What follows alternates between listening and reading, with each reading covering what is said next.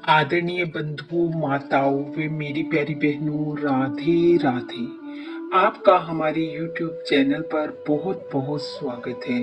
बंधुओं, आज हम इस वीडियो में दुबड़ी आठी व्रत की कथा को सुनेंगे, जिसे सुनने सुनाने से संतान सुख में बढ़ोतरी होती है, संतान की आयु बढ़ती है, वंश में वृद्धि होती है। बंधुओं, भाद्रपद माह की शुक्ल पक्ष की अष्टमी तिथि को दुर्वा अष्टमी, जिसे दुबड़ी आठे भी कहा जाता है, का व्रत किया जाता है।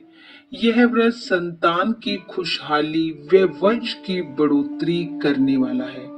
इस दिन दुबड़ी की पूजा की जाती है।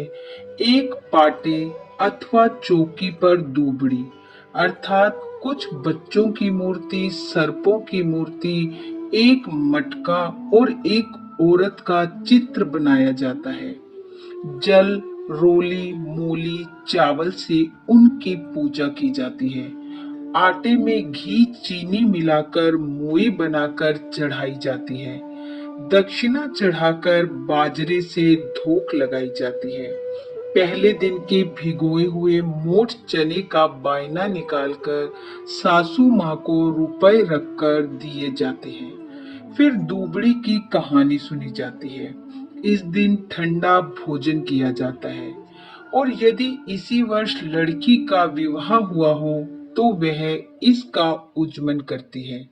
आइए अब सुनते हैं दुबड़ी की कहानी।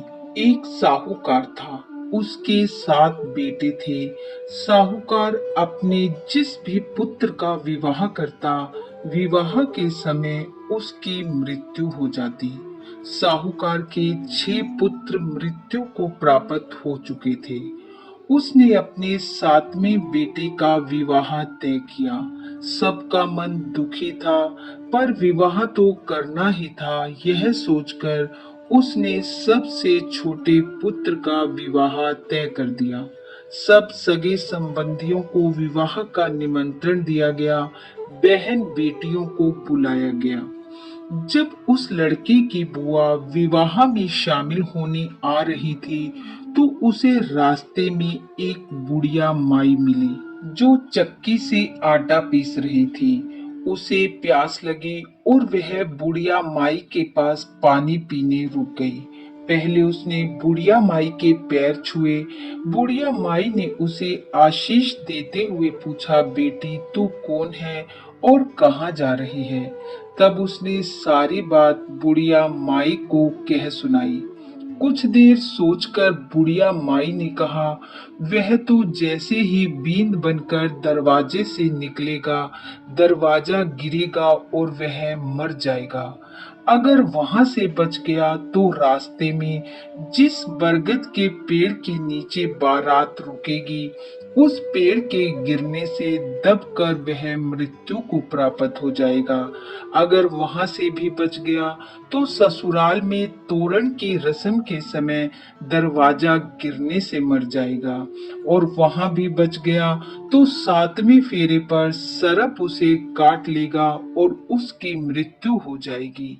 यह सब सुनकर लड़के की बुआ बहुत दुखी हुई और कहने लगी, माँ, क्या इससे बचने का कोई उपाय नहीं है?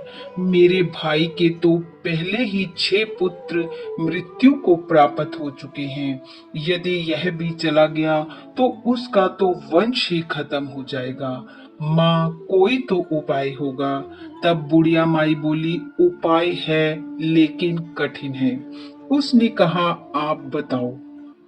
तब बुढ़िया माई ने कहा, विवाह के समय सारे कार्य उल्टे करने होंगे। जब बारात चलने लगे तो उसे अगले दरवाजे से ना ले जाकर पिछली दीवार में द्वार बनाकर निकालना। रास्ते में बारात पेड़ की छांव में ना रुकवाकर धूप में रुकवाना। ससुराल में भी बारात पिछली दीवार तोड़कर अंदर लेकर जाना और फेरों के समय एक कटोरा दूध का भर कर रख लेना। एक तांत का फांसा बनाकर रख लेना और जब सांप फेरों में आए तो उसे दूध पिलाकर फांसे में फंसाकर फांस लेना। और जब सांपिन अपने सांप को लेने आए तो उस समय तुम उससे अपने सारे भतीजे मांग लेना, वह उन्हें जीवित कर देगी। और साथ ही एक बात याद रखना, मेरे तुम्हारे बीच जो बात हुई है विवाह वाले घर में किसी को मत बताना, नहीं तो सुनने वाले और सुनाने वाले दोनों की मृत्यु हो जाएगी और फिर लड़का भी नहीं बच पाएगा। यह कहकर बुढ़िया माई जाने लगी तो उसने पूछा, माँ आप कौन हो ये तो बता दो। वह बोली, मेरा नाम दूबड़ी है, और कहकर चली गई। यह सुनकर बुआ घर आ गई। विवाह की तैयारियां हो रही थी।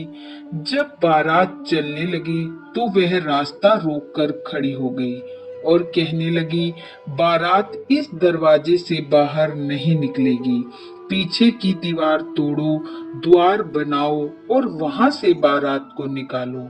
यह सुनकर सब हैरान रह गए कि लड़के की बुआ ये क्या कह रही है। जब वह जोर जोर से रोकर शोर मचाने लगी तो सब ने उसकी बात मान ली। घर की पिछली दीवार तोड़कर दूल्हे को वहां से निकाला गया। जैसे ही दूल्हा पिछले द्वार से निकला, घर का अगला दरवाजा गिर गया। तब सब कहने लगे, ये तो बुआ ने बहुत ही अच्छा किया, होनी टल गई। जब बारात चलने लगी तो बुआ ने कहा कि मैं भी बारात में चलूंगी। सब ने कहा महिलाएं बारात में नहीं जाती, पर वह ना मानी, बारात के साथ चल दी। रास्ते में जब बारात पेड़ के नीचे रुकने लगी तो उसने कहा, नहीं, दूल्हा पेड़ की छांव में नहीं धूप में खड़ा होगा, और दूल्हे को धूप में लाकर खड़ा कर दिया। दूल्हे के धूप में आते ही पेड़ गिर गया। तब सब लोग हैरान रह गए, पर खुश भी हुए कि दूसरी बार होने टल गई।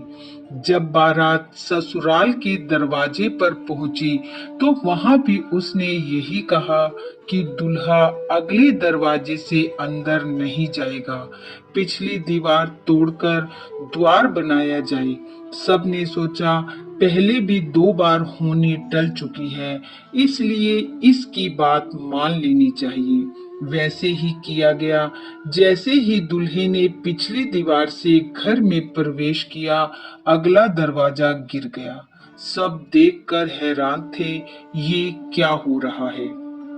और जब दूल्हा फेरों पर बैठने लगा तो उसकी बुआ भी उसके साथ बैठ गई। उसने दूध का कटोरा और तात का फासा बनाकर अपने पास रख लिया। फेरे होने लगे। 7वां फेरा होने पर सरप आ गया और दूल्हे को डसने लगा तो उसने दूध का कटोरा आगे कर दिया। जब सर्प दूध पीने लगा तो तात के फासे में सर्प को फंसाकर सूत के डोरे से उसे बांध लिया और मिट्टी के करवे में डालकर ऊपर से करवे का मुंह बंद कर दिया। कुछ ही देर में सांपिन वहां आ पहुंची और उससे अपने सर्प को मांगने लगी, तो उसने बदले में अपने 6 भतीजों की मांग की। नागिन ने उसके 6 भतीजों को जीवन दान दिया और उसने उसके सर्प को छोड़ दिया। इस प्रकार उसे अपने 7 भतीजे मिल गए। खुशी खुशी बारात दुल्हन को लेकर घर वापिस आई। साहूकार अपने सभी पुत्रों को जीवित देखकर बहुत प्रसन्न हुआ।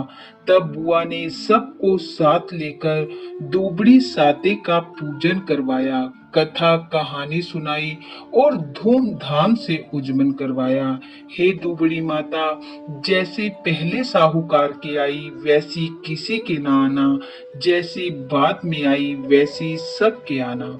इस कथा को सुनने वाले सुनाने वाले सबके वंश में वृद्धि करना, संतान सुख देना, संतान पर आए संकट को काटना।